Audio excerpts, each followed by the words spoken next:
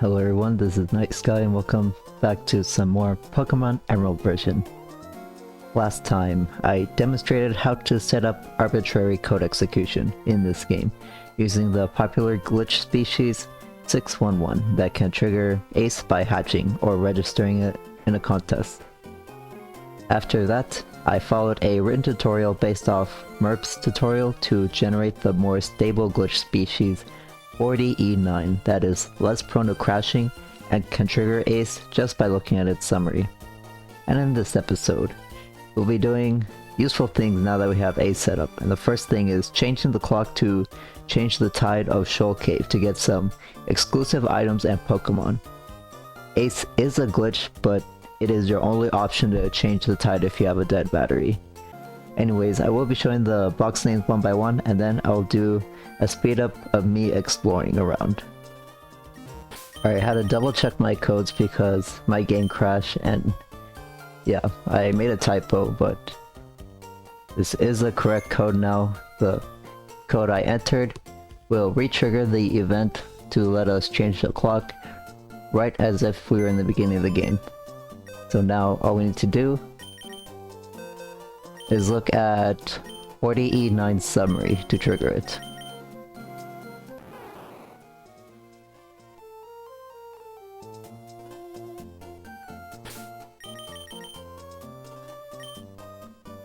And let's fly home.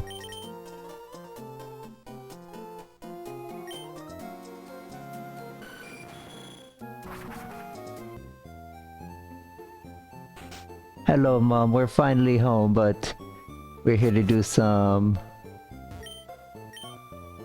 yeah. We better do some clock starting shenanigans. So there we go.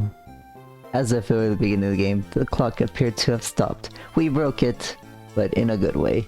I'm gonna set the time to... oh, I had my notes tell me to set it to 3 AM, because that is the earliest low tide time. Jason, how do you like your new room? Good, everything's put away neatly. You finished moving everything downstairs too. Pokemon movers are so convenient. Oh, you should make sure that everything's on your desk. Oh, I guess we're playing out this part again. How nostalgic. Oh, it's over. This is quite amusing. Now let's go in our Pokemon gym. Just kidding, it's already over. Oh, no Professor Birch being chased by a level 2 Zigzagoon. Anyways, the tide is now set to low because it's 3 AM. Let's fly to Moss Deep and surf to Shoal Cave.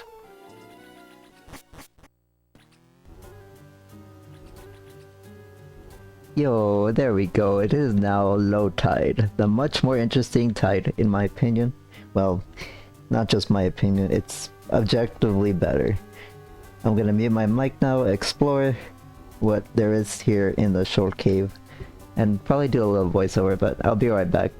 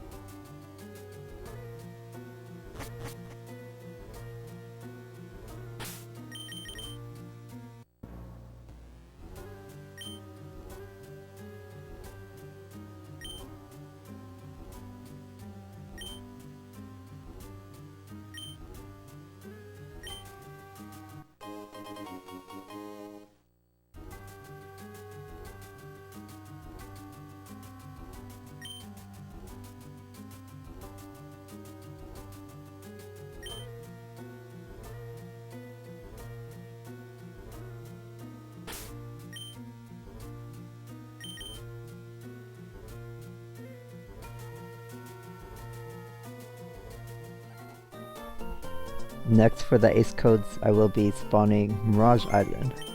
It is through glitches, making this method pretty cheesy, but there is a glitchless way of hunting it on a dead battery. Make sure to have Tentacool, Wingull, and Pelipper, well, probably not Pelipper, registered in the Pokédex. Buy as many repeat balls as possible, save in Pacific Log Town, do not save again throughout the process until Mirage Island spawns, and then catch Pokemon in the water routes till you have maxed out your PC. After your PC is maxed, go through each Pokemon you caught and see if the old man can see Mirage Island. And if you go through the whole PC without spawning it, soft reset and repeat. The maximum Pokemon you can fit in the PC is 420 if you want an idea on how many repeat balls to buy before you start.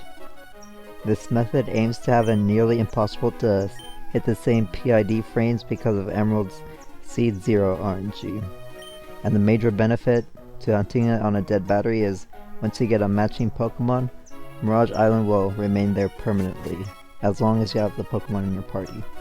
I talked about PIDs, dead batteries, and the RNG seed, so how does the island spawn exactly?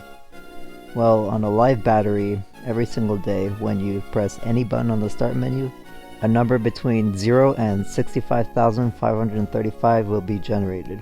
If the number matches the first 2 bytes of the PID of a Pokemon in your party, which can also be 0 to 65,535, Mirage Island will spawn.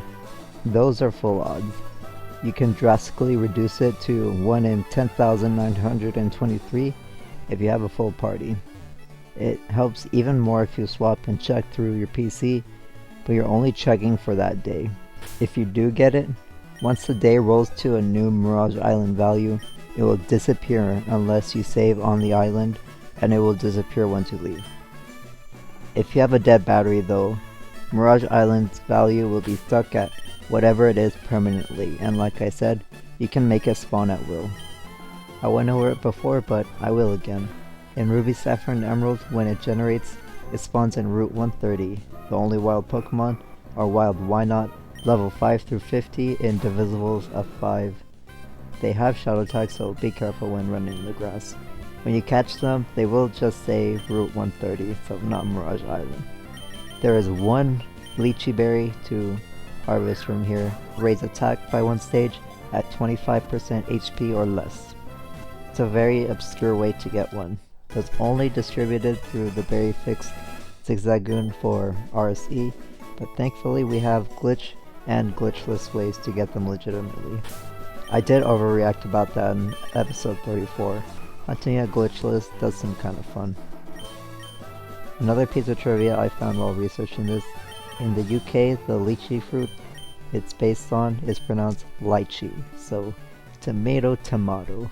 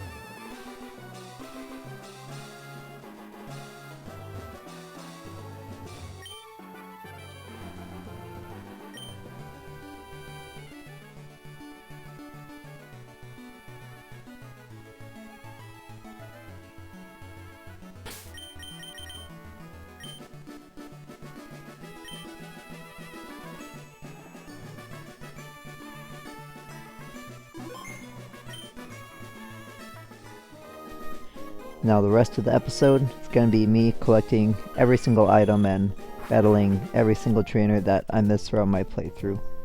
I learned about all of them through a pkhex window after genning myself, Barry's re-recording the very ungodly contest episode.